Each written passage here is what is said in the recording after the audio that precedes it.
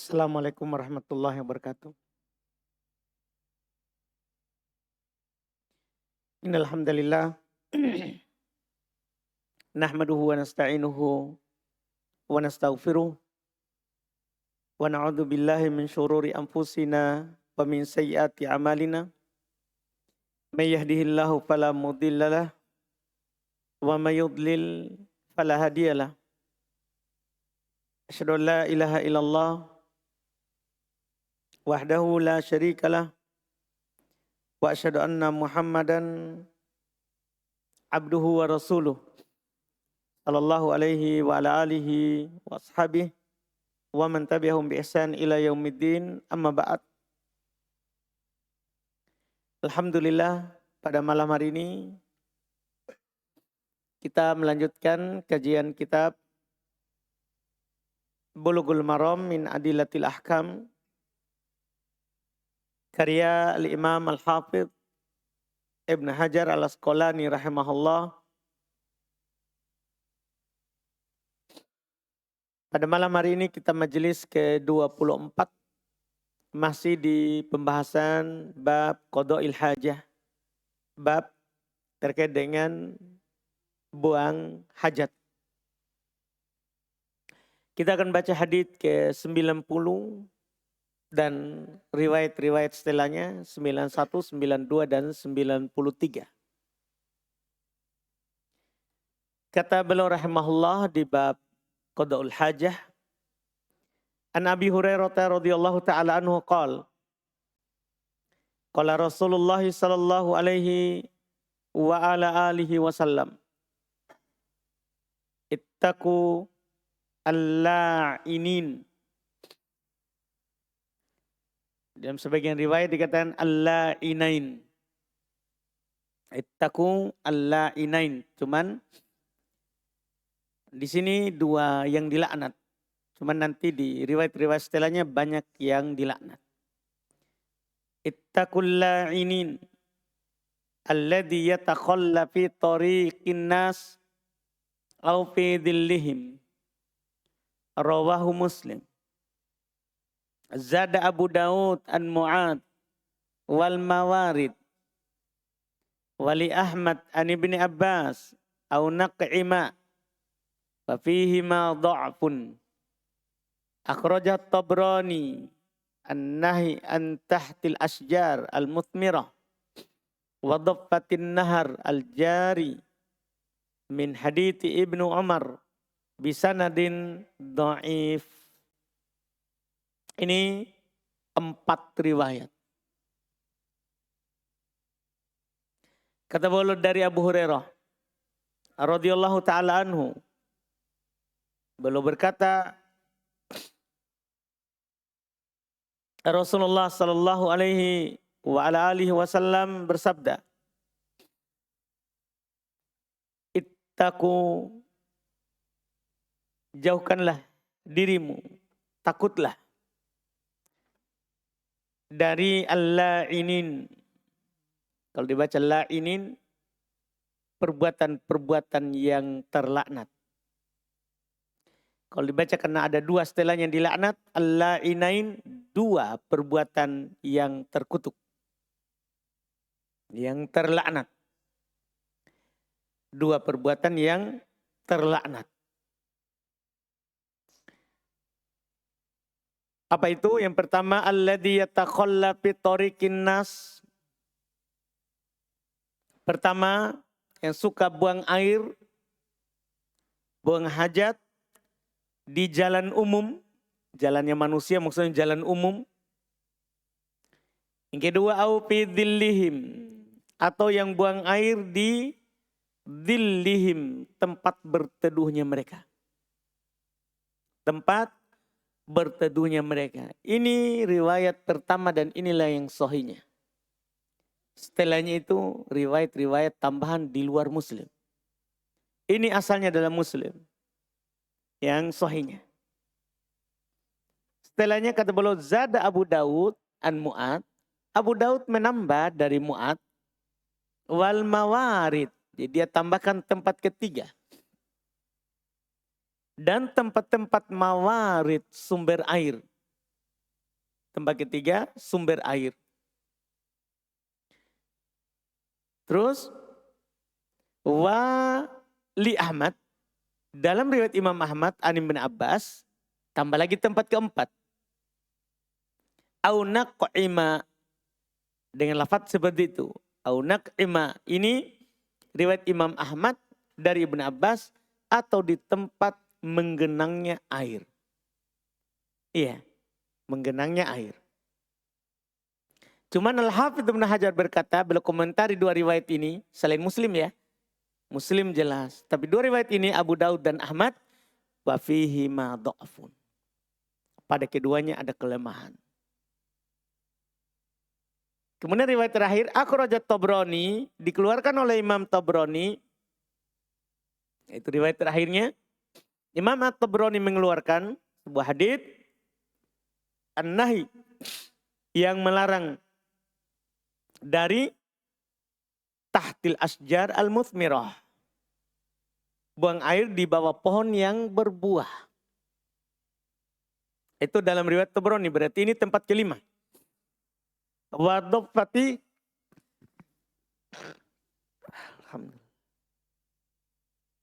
wa dhaffati an-naharil jari, ini tempat ke-6. Demikian pula katanya ya dalam riwayat At-Tabrani ini adalah dhaffatin nahar al-jari, di tepi sungai yang mengalir.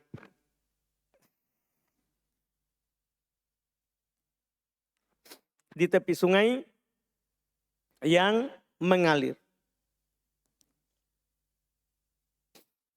Ini kalau kita gabungkan dengan riwayat Muslim tadi, riwayat Muslim jalan umum, naungan, kemudian mawarid, ya tadi tempat ya sumber air, mata air, kemudian tempat air tergenang.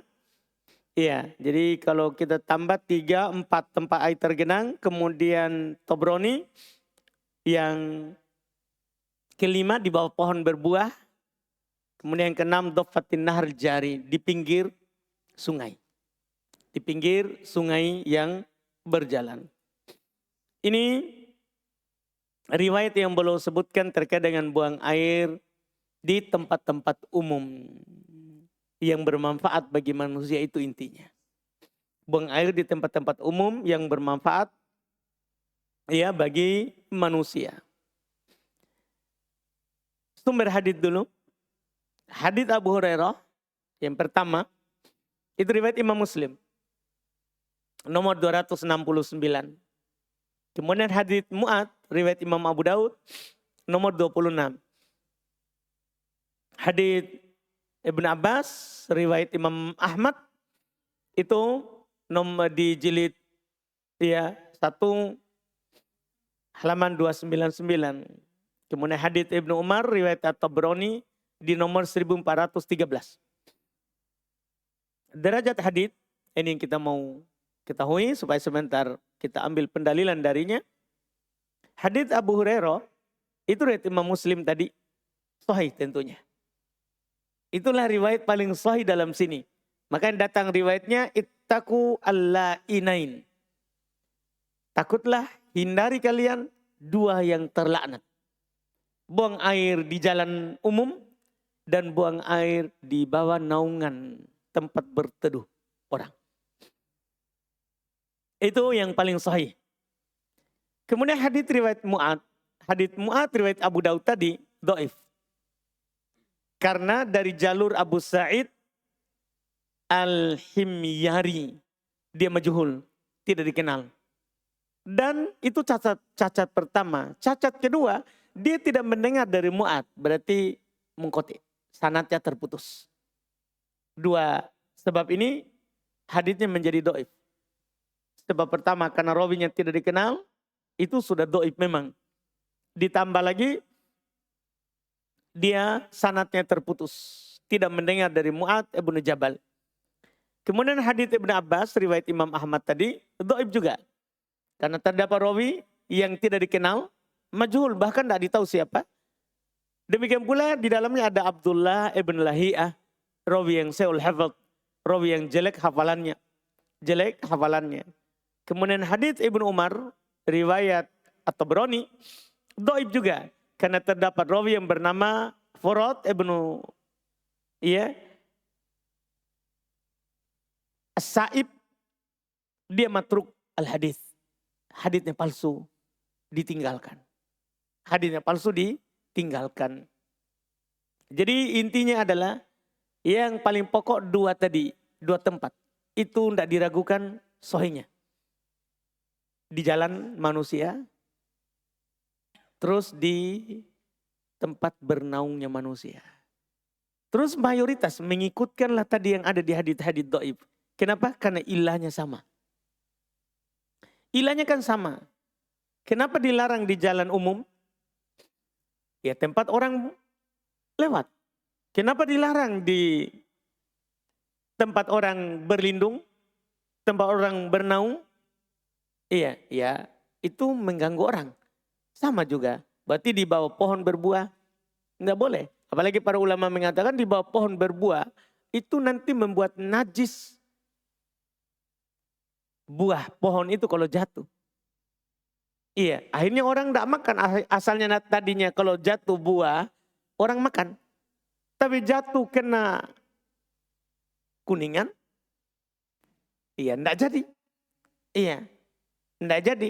Jadi najis. Karena sepakat para ulama, kotoran manusia itu najis. Kotoran manusia itu najis. Jadi makanya fikih daripada hadits, haramnya buang air besar di jalan atau naungan manusia serta di tempat-tempat yang dimanfaatkan oleh manusia umum berarti. Iya, tempat-tempat yang di situ banyak manusia datang memanfaatkan tempat itu, maka haram kita buang air di situ. Kenapa bisa kita bilang haram? Karena laknat. Itu dosa besar. Dari ciri-ciri dosa besar itu kalau pelakunya dilaknat. Jika pelakunya dilaknat. Walaupun lafaz-lafaz tadi adalah dhaif, hanya saja sudah cukup. Lafaz Imam Muslim itu mewakilinya. Karena yang menjadi illatul hukum, sebab diharamkannya adalah itu tempat mawarid, tempatnya orang. Iya, berlalu lalang situ, tempatnya orang beristirahat, iya, tempatnya orang melakukan kegiatan. Ini yang disebutkan dalam hadits itu. Jadi dalam buang hajat tidak boleh di tempat-tempat yang orang biasanya di situ ada duduk, jalan dan sebagainya. Ambil air, ambil buah, itu yang disebutkan oleh para ulama kita dalam pembahasan ini. Kemudian hadits berikutnya, kata beliau di hadits 94,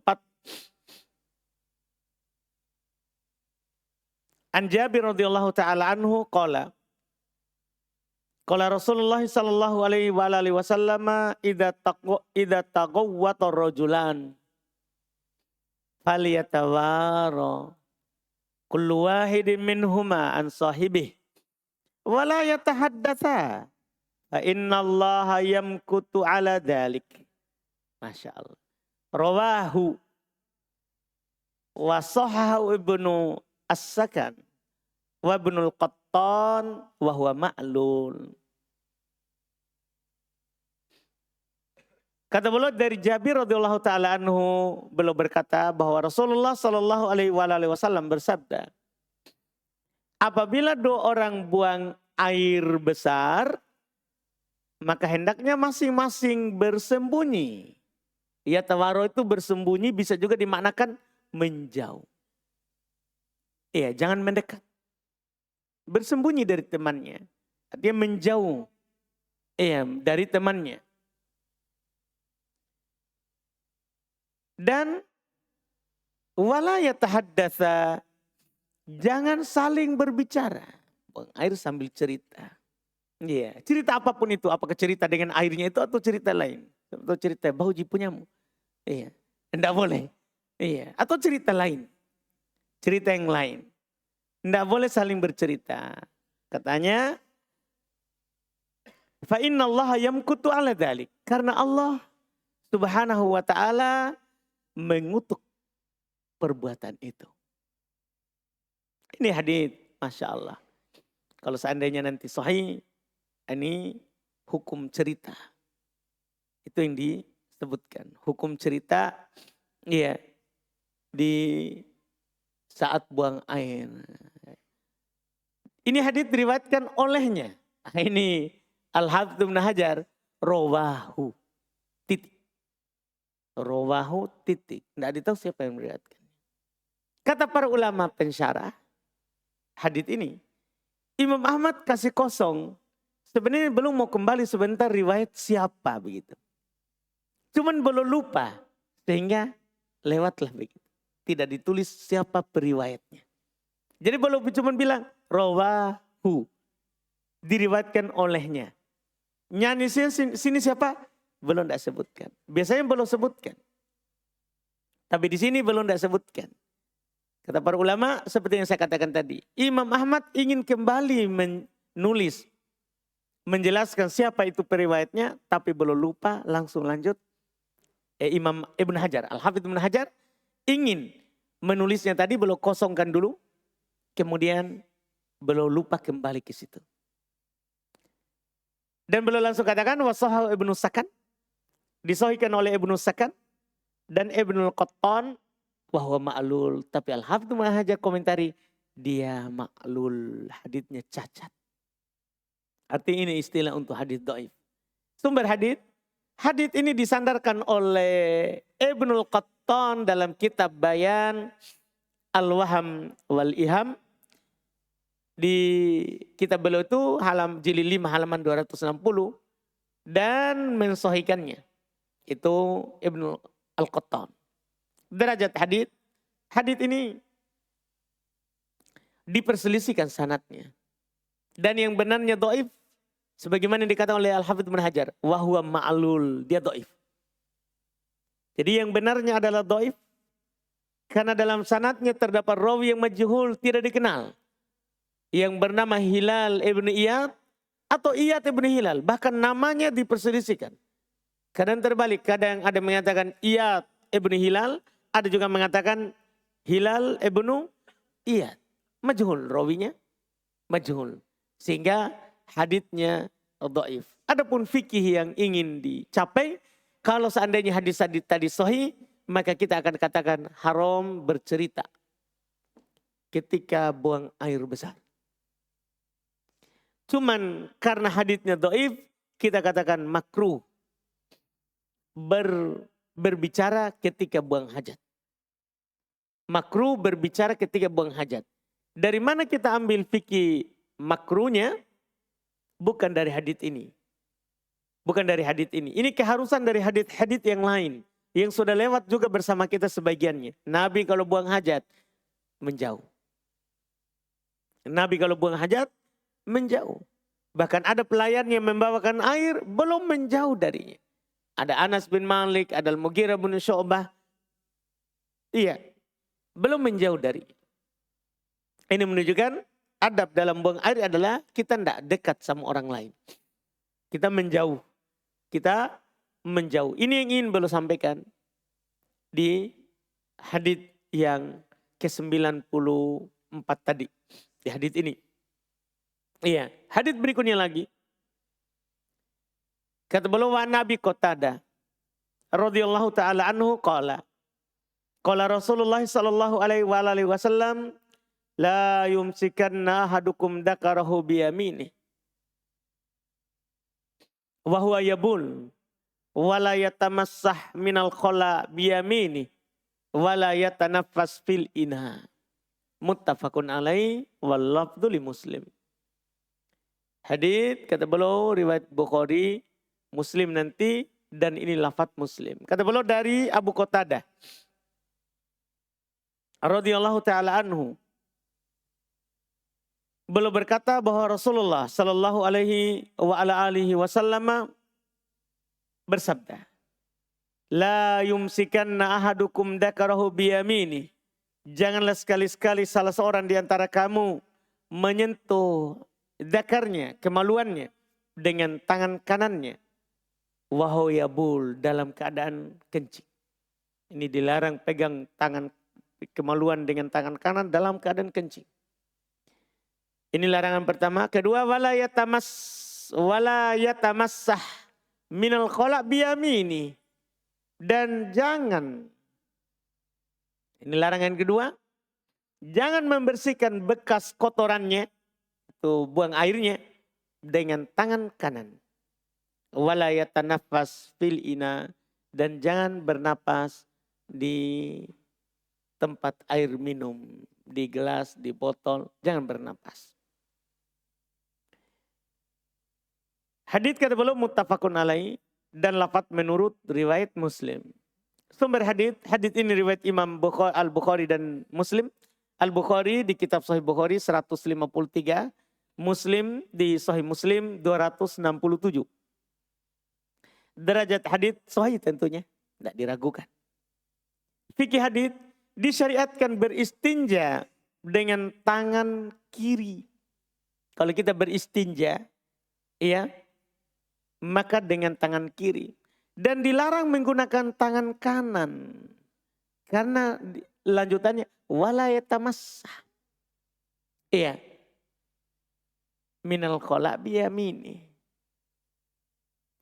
Makanya sebelumnya dilarang memegang dengan tangan kanan. Karena kalau kita pegang dengan tangan kanan, otomatis nanti kita akan ambil air dengan tangan kiri. Akhirnya cebok dengan tangan kanan. Itu kan jadinya. Makanya kalau buang air, sebenarnya yang diinginkan itu hanya itu pendahuluan. Kalau buang air dilarang memegang kemaluannya dengan tangan kanan. Karena nanti kita akan lanjut. Ambil air, akhirnya kita tuangkan air dan kita cebok dengan tangan kanan.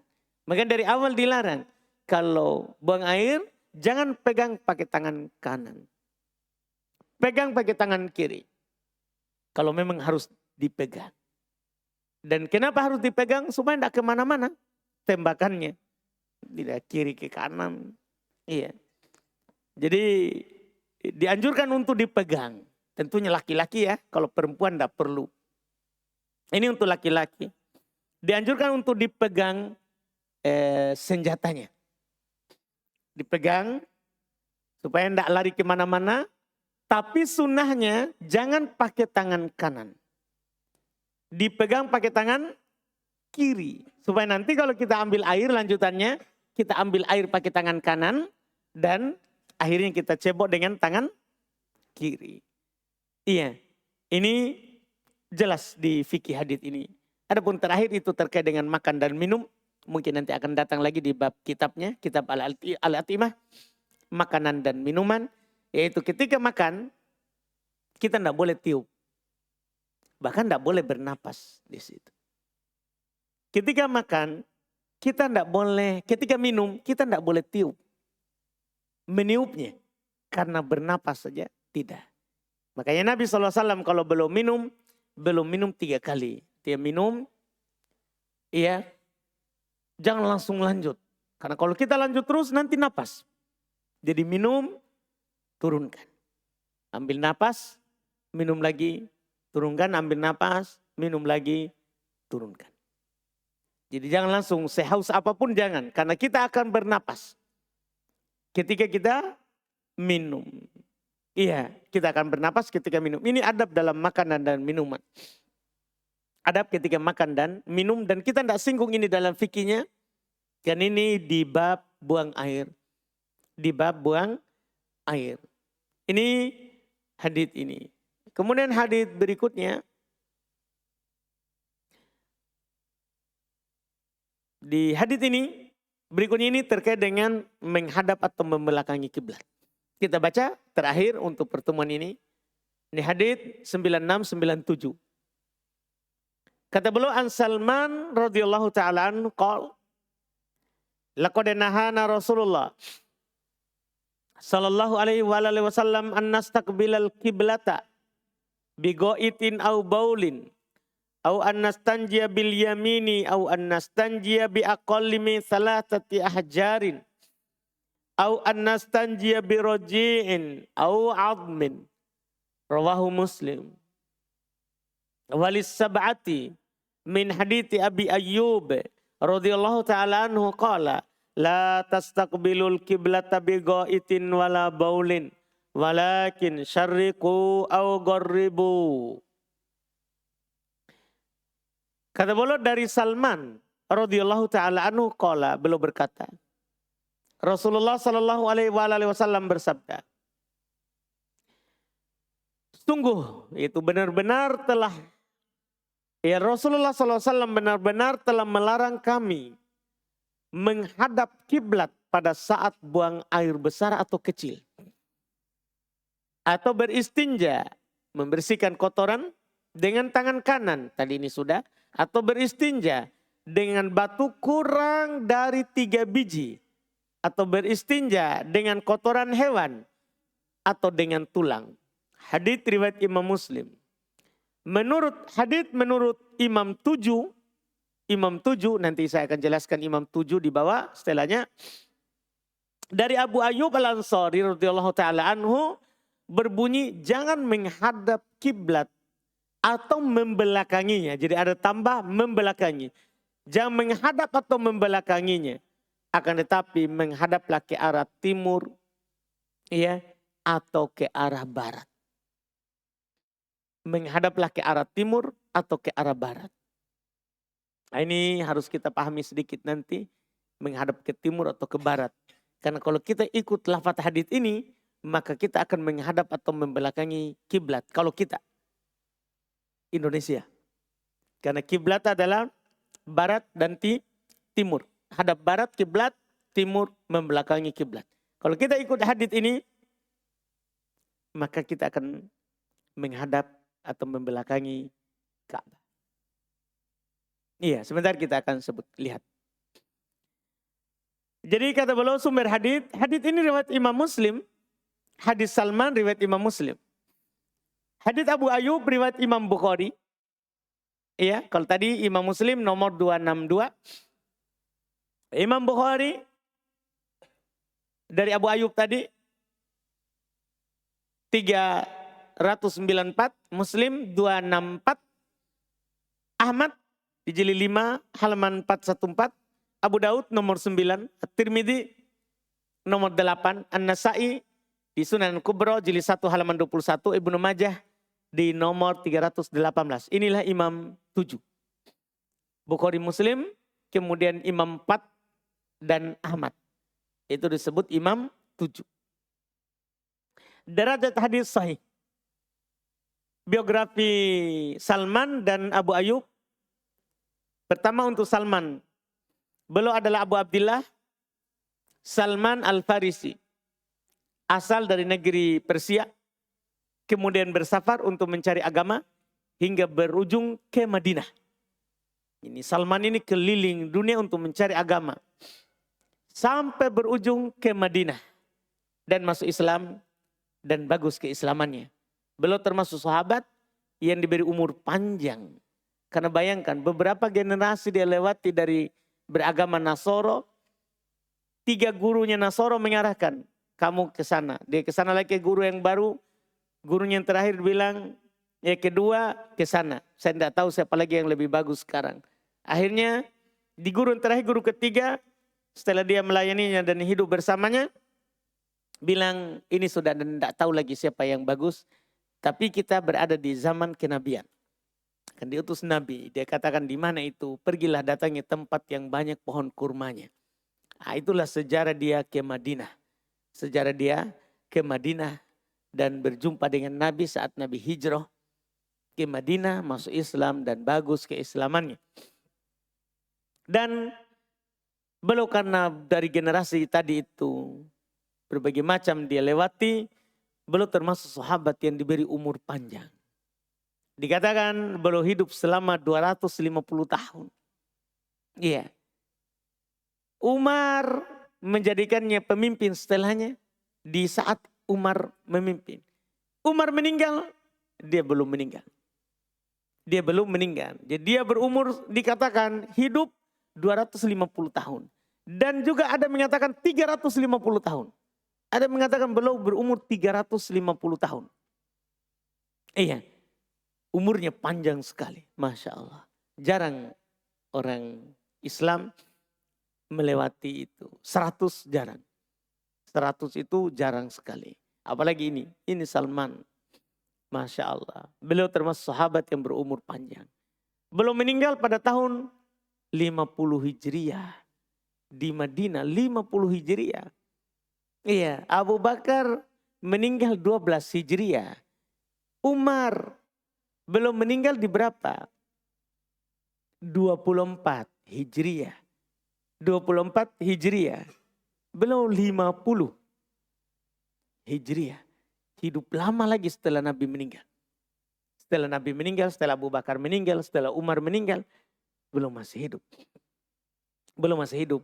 Bahkan Khalifah 4 semuanya meninggal, dia masih hidup. Dia masih hidup. Iya. Ini umur beliau panjang sekali. Umur beliau panjang sekali. Alhamdulillah. Iya. Ini Salman Al-Farisi. Secara singkatnya saja. Iya. Dan beliau memiliki sejarah yang beliau kisahkan sendiri. Perjalanan hidupnya mencari agama itu banyak faedahnya. Tapi itu tentunya di bab sirah. Sejarah para sahabat. Adapun di sini kita hanya ingin mengetahui secara singkat saja tentang beliau. Kemudian sahabat yang kedua Abu Ayyub. Jazakumullah. Abu Ayyub. Adapun Abu Ayyub nama beliau adalah Khalid ibn Zaid ibn Kulayb al-Ansari. Beliau meninggal dalam keadaan perang di negeri Romawi pada tahun 50 Hijriah juga. Yaitu dekat meninggalnya dengan Salman. Dekat meninggalnya dengan Salman. Fikih hadis. Hadis tadi. Pertama disyariatkan jika beristinja dengan batu. Kalau kita beristinja dengan batu yang disebut dengan nama istijmar. Ya. Itu tidak kurang dari 3 batu. Iya, tidak kurang dari 3 batu. Tidak boleh 2. Apalagi 1. Karena di awal dikatakan kami dilarang. Kalau berbersih dengan batu, tidak pakai air, dilarang kurang dari 3. Berarti disyariatkan 3 paling rendah. Boleh lebih dari 3. 5, 7, 9, 11. Karena juga ketika beristinja batunya dianjurkan witir. Nabi SAW bersabda di hadits yang lain, man istajmara falyutir. Siapa yang beristinja dengan menggunakan batu, hendaklah witir. Witir. Diganjilkan.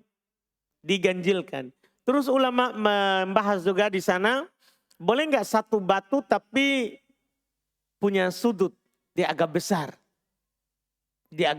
Walaupun ini masalah nanti saat kita balik tentunya bisa kena tangan. Balik-balik sudutnya itu. Jadi harus hati-hati. Tapi boleh nggak 1 batu yang memiliki sudut-sudut yang bisa kita balik-balik untuk diistinja, dipakai istijmar. Yang benarnya boleh. Nah Bapak, kalau punya sudut, iya, sudah pakai sudut ini, kita tidak dapat batu lain. Pakai sudut sebelah sini, setelah itu sudut lain lagi. Dibolehkan. Ya untuk kita sekarang ini mungkin agak aneh ini ya. Tapi bukan orang dulu, mungkin orang sekarang yang hidup di tempat daerah yang susah air, masih banyak yang pakai batu. Iya. Dan ini disyariatkan, tentunya disyariatkan. Boleh. Kalau masih ada sesuatu yang lengket, itu dimaafkan. Karena dimaklumi pakai batu tentunya tidak sama dengan menggunakan apa? Air. Tidak sama dengan menggunakan air. Tapi itu dimaafkan. Syariat memaafkan itu. Kemudian yang kedua, faedah kedua, boleh dengan benda yang seperti batu. Boleh juga. Iya. Yang penting bisa menghilangkan. Yang penting selain tulang dan kotoran. Tidak boleh beristinja dengan tulang. Tidak boleh beristinja dengan kotoran hewan. Kotoran hewan. Itu yang maksudnya boleh dengan benda seperti batu. Maksudnya adalah kayu, tisu. Itu dibolehkan. Itu dibolehkan dalam beristinja. Iya. Kemudian faedah yang terakhir dan ini yang menjadi pokok pembahasan dalam hadis ini. Boleh menghadap atau membelakangi kiblat ketika buang hajat di dalam bangunan dan tidak boleh di tanah lapang atau di luar bangunan. Ini bermasalah ini ucapan karena pada hakikatnya apa yang saya ucapkan ini adalah seperti menyelisih dua hadis yang kita sebutkan di buku ini. Jadi di buku di hadis Salman jelas dikatakan Nabi melarang kami untuk menghadap kiblat ketika buang air. Di hadits Abu Ayyub dikatakan jangan membelakangi, jangan menghadap atau membelakangi. Iya. Ketika buang air. Iya. Akan tetapi ke baratlah atau ke timurlah. Ke barat atau ke timur ini Nabi bercerita mengajak bicara orang Madinah. Yang mana orang Madinah adalah kiblatnya utara selatan. Sehingga disuruh kalau mau ya ke timur atau ke barat. Karena ini untuk penduduk Madinah. Adapun kita di luar Madinah, arah kiblat kita bukan seperti penduduk Madinah, maka jangan ke timur dan ke barat. Karena kita arahnya ke barat. Ini hadits yang disebutkan oleh penulis ini adalah salah satu sisi pendapat dalam masalah buang air hadap kiblat. Dalam masalah buang air hadap kiblat. Dan pada hakikatnya masalah buang air menghadap atau membelakangi kiblat, para ulama fikih memiliki 8 pendapat. Jadi ini adalah masalah termasuk masalah yang paling banyak pendapat di dalamnya. Dan masih ada masalah lain lagi yang banyak pendapat di dalamnya. Ini masalah diantaranya. Masalah menghadap atau membelakangi kiblat dalam buang air. Besar ataupun air kecil. Dalam buang air besar ataupun air kecil.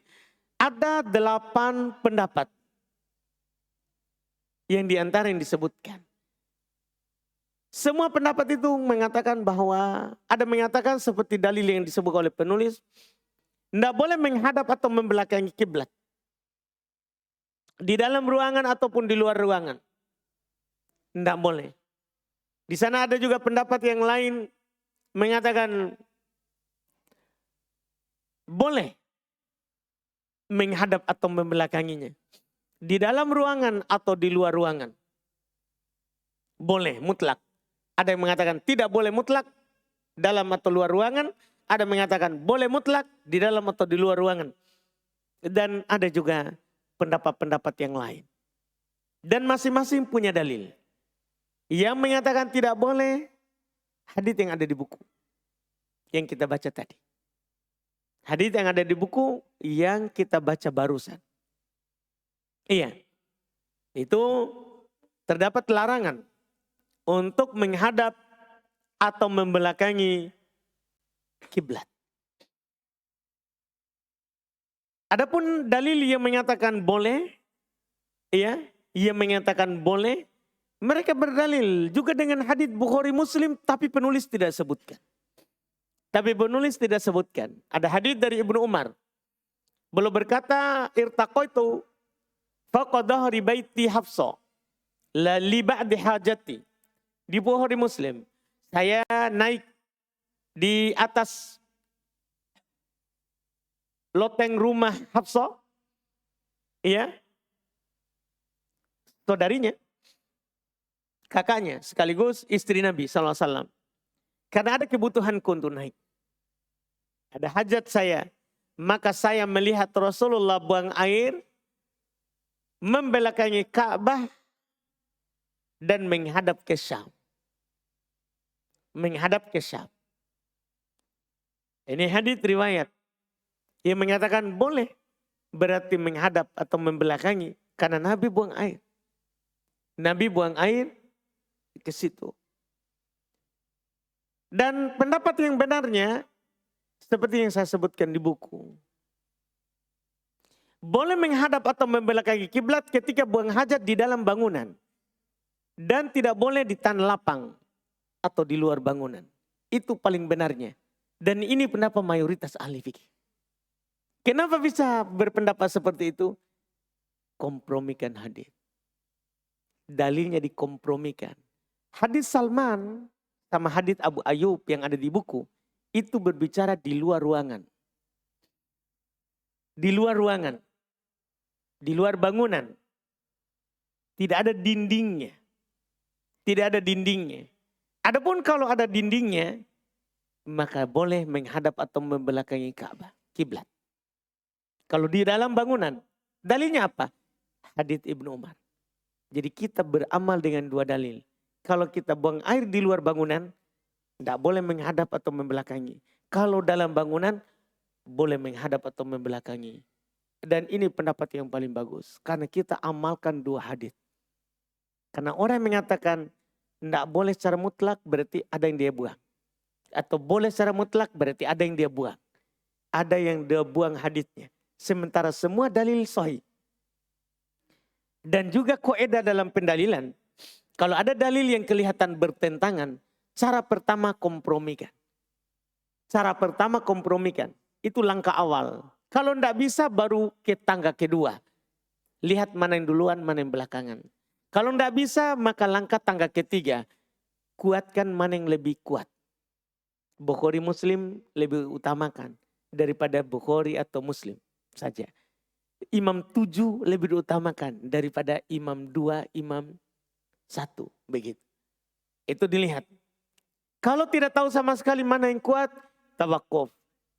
Kita diam, jangan katakan yang mana yang kuat. Kalau bangun WC, buang air, jangan menghadap atau membelakangi. Ya. Jadi kalau mau keluar dari 7-8 pendapat, ya kalau kita baru bangun rumahnya, ya rancang memang. Jangan sampai membelakangi atau menghadap kiblat. Itu keluar dari 8 pendapat. Tapi kalau kadang kita kan sudah terlanjur bangun. Gimana ini Ustadz? Apakah harus kita bongkar? Tidak perlu. Kan dalam rumah. Kalau gedung maka boleh menghadap atau membelakangi. Di tanah lapang tidak boleh menghadap atau membelakangi. Ini pendapat yang paling pertengahan insya Allah. Karena mengamalkan dua dalil. Kita cukupkan dulu alhamdulillah. Apa yang kita ingin ambil pada malam hari ini. Kita adzan baru lihat pertanyaannya.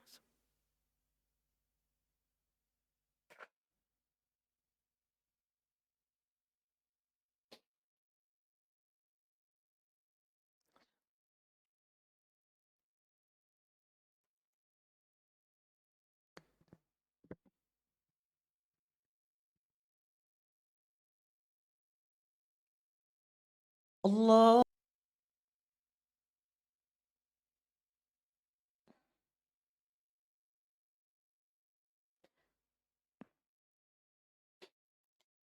Alhamdulillah kita lihat sini pertanyaan masuk. Apabila pada masa haid, darah haid tidak keluar. Dan tidak sholat karena masih pada jumlah hari kebiasaan. Tapi ternyata seharian sudah tidak keluar darah maupun tanda suci. Apakah harus mengkodok sholat yang ditinggalkan?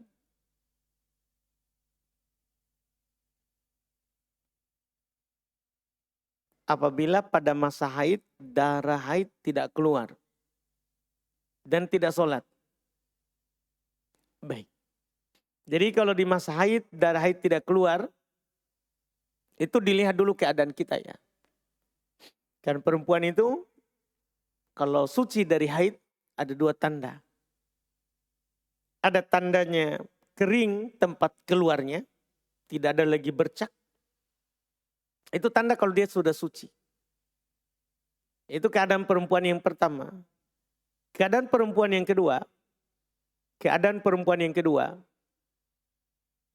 Kalau dia suci maka akan keluar tanda suci yang berupa cairan yang warna putih. Iya. Atau bening tanpa ada bercak. Coklat ataupun kuning. Tanpa ada bercak coklat ataupun kuning. Kalau keluar itu, maka dia telah suci. Nah, kita yang bertanya masuk di golongan mana?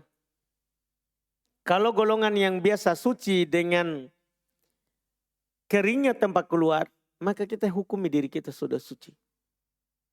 Kita hukumi diri kita telah suci. Tapi kalau kita kebiasaannya adalah suci kalau keluar cairan, maka kita jangan hukumi dulu suci. Karena kapan keluar darah, kita masih tetap haid. Kita masih tetap haid.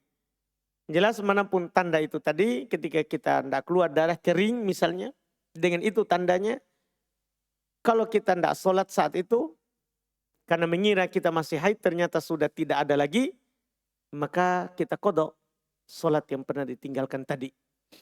Sholat yang kita tinggalkan tadi, waktu kita sudah suci tapi tidak suci. Tidak mandi dan tidak sholat. Kita kodok. Kita kodok. Itu wallahu alam.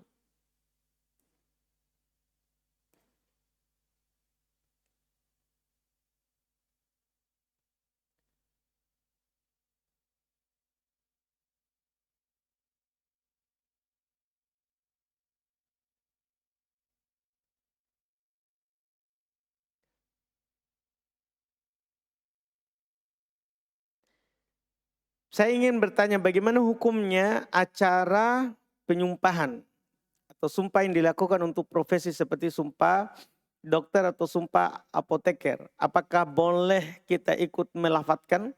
Jazakumullah khairan. Ya, kalau bersumpah dengan selain nama Allah, itu asalnya memang enggak boleh dalam syariat kita. Cuman saya enggak tahu ini lafadz sumpah dokter itu yang bagaimana. Siapa yang pernah? Siapa yang tahu? Pakai nama Allah. Berarti enggak ada masalah. Baik. Profesi itu apa? Baik, berarti apoteker ya. Aman berarti. Iya, baik, aman berarti. Jadi kalau sumpahnya atas nama Allah, atas pekerjaan yang kita lakukan, sumpahnya atas nama Allah. Tidak ada masalah. Tidak ada masalah hal tersebut. Yang salah itu kalau kita bersumpah dengan selain nama Allah. Dengan selain nama Allah Subhanahu wa ta'ala. Berapa hari lalu saya mewakili kakak kandung saya untuk melakukan pelunasan mobilnya. Saya disuruh oleh teller untuk mendownload sebuah aplikasi. Bank kemudian mengisi data-data. Setelah melakukan pembayaran, teller menyampaikan untuk mengecek berkala aplikasi tersebut karena nanti ada uang yang akan masuk. Bagaimana status uang tersebut Ustaz? Apakah sah untuk digunakan? Jika tidak, apakah boleh disedekahkan? Terkait hal ini, alhamdulillah, terkait dengan hal ini, alhamdulillah dan semoga Allah memudahkan kakak saya untuk meninggalkan riba baik. Kalau kita dapat uang tersebut karena ada tabungan di bank atau ada kita muamalah bersama bank, maka itu adalah riba. Adalah riba. Kalau kita dapat, maka kita ambil dan kita kasih ke orang miskin atau ke penggunaan umum selain masjid. Selain masjid, karena uang riba tidak boleh dipakai di masjid. Tidak boleh dipakai di masjid. Boleh kita pakai untuk pagar masjid, untuk selokan, untuk jalan, itu dibolehkan. Iya, atau kita kasih kepada orang miskin.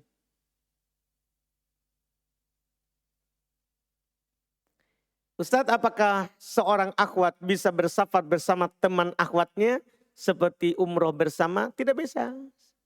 Safar itu harus dengan mahram, bukan dengan teman akhwat. Bukan dengan teman akhwat. Nabi haramkan hal tersebut. Tidak halal seorang perempuan yang beriman kepada Allah dan hari akhirat untuk bersafar kecuali bersama mahramnya.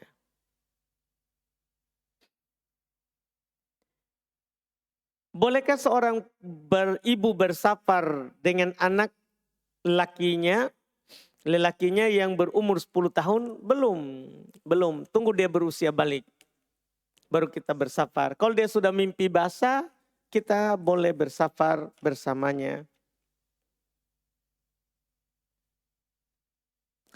Seorang wanita yang merutinkan membaca Quran setiap hari dan mengkhatamkan 1 kali di dalam 30 hari. Kemudian di waktu haidnya dia tidak membaca Al-Quran. Nanti selesai haid baru baca Al-Quran lagi. Pertanyaan Ustadz, apakah wanita tersebut tetap dianggap memiliki ibadah rutin membaca Al-Quran walaupun dia tidak membacanya di waktu hari haidnya? Iya, untuk pertanyaan ini tetap. Siapa yang tidak membaca karena udzur syar'i, ya, maka tetap dapat pahala. Seperti yang dia dapatkan sebelum ada udzur. Ya. Cuman kita katakan kepadanya, haid itu tidak menghalangi membaca Al-Quran. Seorang yang haid tidak boleh memegang langsung Quran. Tapi boleh dia membaca Quran. Apakah dengan menggunakan alas ketika membukanya pakai kos tangan? Iya. Atau dia tidak membaca Quran langsung tapi dia baca di aplikasi HP-nya. Atau dia baca di tafsir Quran. Atau dia baca di terjemahan Quran. Di Quran terjemahan. Quran terjemahan. Itu boleh dia lakukan. Bahkan kata para ulama rahimahumullah, kalau seorang yang sedang haid tidak boleh baca Quran, itu nanti bisa dia lupa hafalannya. Bisa dia lupa hafalannya. Quran itu termasuk zikrullah. Termasuk zikir kepada Allah. Dan hadits Aisyah, karena Rasulullah SAW yadkurullah fi kulli ahyani. Adalah Rasulullah berzikir kepada Allah setiap saat. Setiap keadaannya. Setiap keadaannya. Maka di sini kalau kita haid tetap boleh kita baca Quran. Yang tidak boleh itu menyentuh Quran. Menyentuh Al-Quran. Wallahualam. Adakah dalil Ustadz mengkhotamkan Al-Quran beberapa kali minimalnya? Tidak ada. Tidak ada. Kita cuma disuruh sering membaca Quran. Kita diperintahkan, dianjurkan untuk sering membaca Al-Quran. Iya. Tidak ada dalil khusus mengatakan bahwa kamu tamatkan sekian. Iya, enggak. Cuman kita disuruh, dianjurkan untuk mentadaburi dan membaca Al-Quran. Karena membaca Quran itu adalah ibadah. Dan melihat ke mushaf itu juga ibadah tersendiri. Melihat Quran ke mushaf itu juga adalah ibadah. Bolehkah memberi hadiah kepada ustazah di sekolah? Misal ba'da umroh. Atau berbagi makanan. Apakah boleh? Ini tanya ke sekolahnya. Karena kadang ada sekolah mereka sudah tentukan yang tidak boleh memberikan. Ya, tidak boleh memberikan hadiah kepada ya guru atau pengajar. Tidak boleh memberikan hadiah pada guru atau pengajar. Ini kembalikan dulu ke sekolah itu. Ya, yang ditanyakan. Kalau sekolah itu tidak membolehkan maka tidak boleh. Maka tidak boleh kita berikan. Iya, tidak boleh kita memberikannya. Karena masing-masing sekolah ada syarat tersendiri. Kapan saat paling tepat membaca Al-Fatihah saat sholat berjamaah? Setelah imam membaca Al-Fatihah atau bersamaan dengan imam? Dua-duanya boleh. Boleh saat imam diikuti bacaannya dan boleh setelah membaca amin. Boleh setelah membaca amin. Dua-duanya dibolehkan. Apa berbeda arti dari syahadat tidak Tuhan yang berhak disembah selain Allah dengan tidak ada sesembahan yang berhak disembah selain Allah? Karena ada yang bilang kata Tuhan itu maknanya sempit.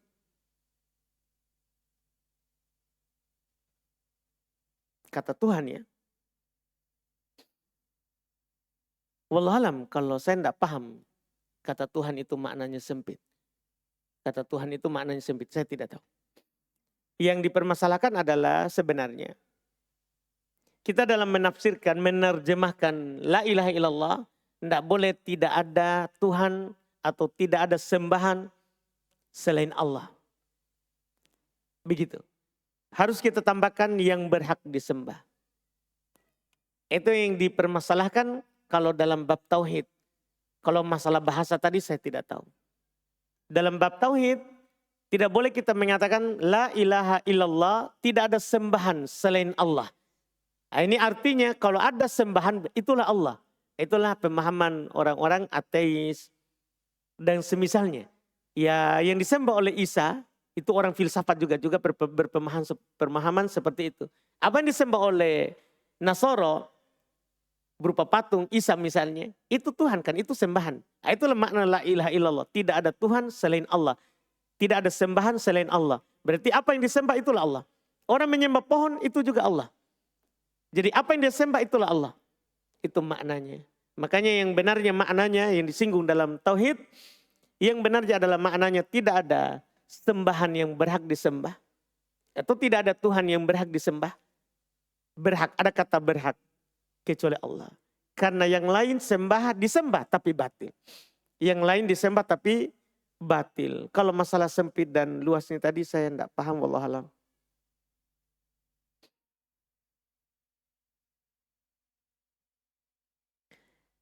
Bagaimana kedudukan hadits arsy Allah terguncang karena perceraian? Wallahualam. Wallahualam.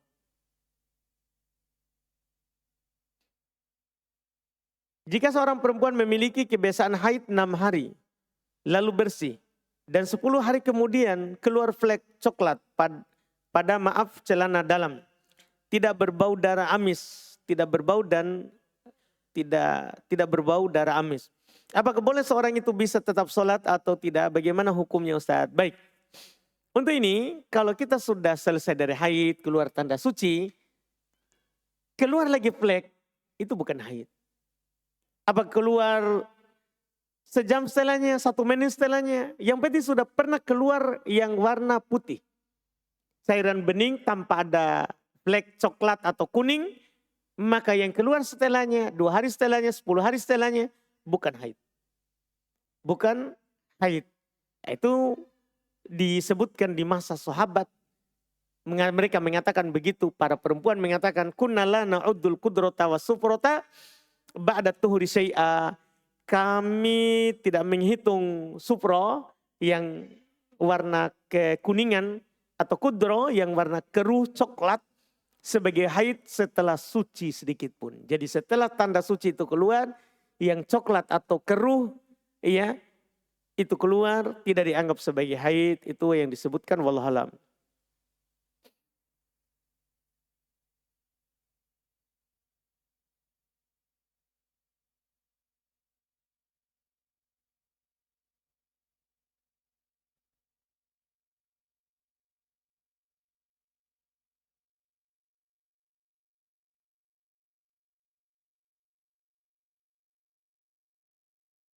Apakah boleh berwudu dengan jumlah yang berbeda-beda di setiap anggota wudu? Boleh. Yang penting tidak lebih dari 3. Boleh, yang penting tidak lebih dari 3.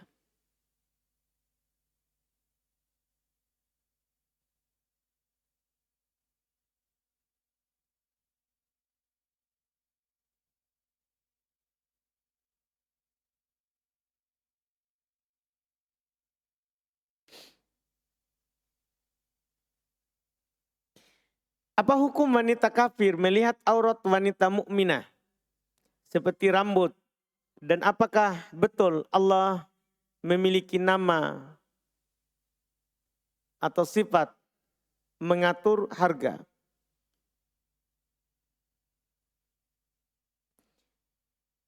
Wanita kafir. Wallahualam ini. Para ulama rahimahumullah ta'ala untuk yang pertama itu ia berselisih pendapat tentang ayat yang dimaafkan itu orang membuka hijab. Ada mengatakan domir hum di situ adalah kembali ke mukminah yang boleh melihat aurat mereka, ada mengatakan kembali ke umum. Wallahualam.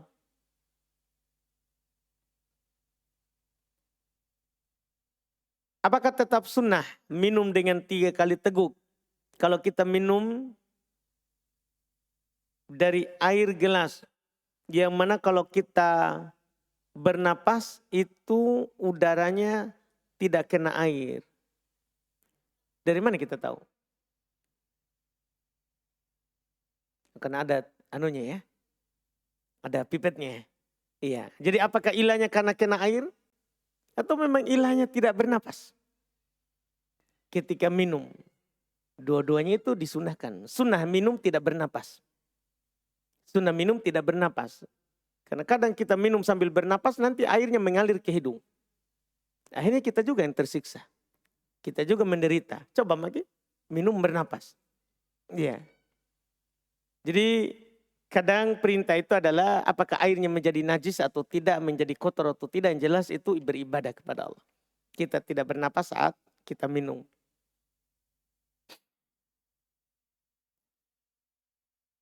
Apakah termasuk mempermainkan cadar jika seorang memakai cadar di waktu-waktu tertentu? Itu karena acara pernikahan dan acara-acara lain. Dikarenakan seorang ini muslim seorang ini belum memiliki pakaian yang cukup. Ya, kalau karena tidak memiliki pakaian yang cukup, tidak bermain-main namanya. Seorang melakukan apa yang dia mampu. Seorang lakukan apa yang dia mampu. Yang mempermainkan itu adalah kalau dia semaunya padahal dia mampu dan bisa. Adapun masalah dia tidak mampu, kadang dia pakai, kadang tidak, itu tidak masuk.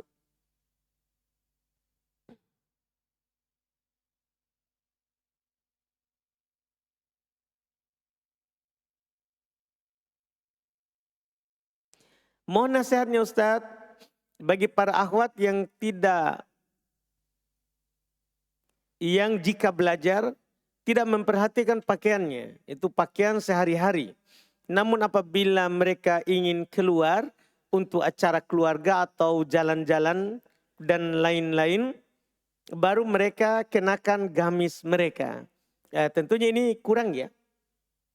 Ya, kita kalau melakukan kebaikan, mendengarkan kebaikan, kita pakai pakaian terbaik. Ya, menghadap ke manusia saja kita pakai yang baik. Apalagi terkait dengan ibadah, tentunya kita pakai pakaian yang baik. Kita pakai pakaian yang baik. Apalagi kalau itu terkait dengan masjid misalnya, memang ada perintah khusus kalau masjid. Khudu zinatakum inda kulli masjid. Ambil pakaian terbaik kalian ketika kalian ke masjid. Iya, ketika kalian ke masjid. Para ulama dulu, rahimahumullahu ta'ala, kalau mereka mengajar atau belajar, maka mereka perbaiki pakaiannya. Itu ada bersama ilmu. Ada bersama ilmu.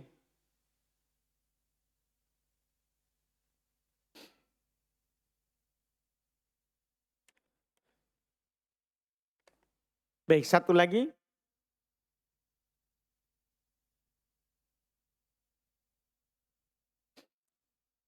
Apa saja sunnah yang dilakukan ketika sudah menikah atau sudah akad?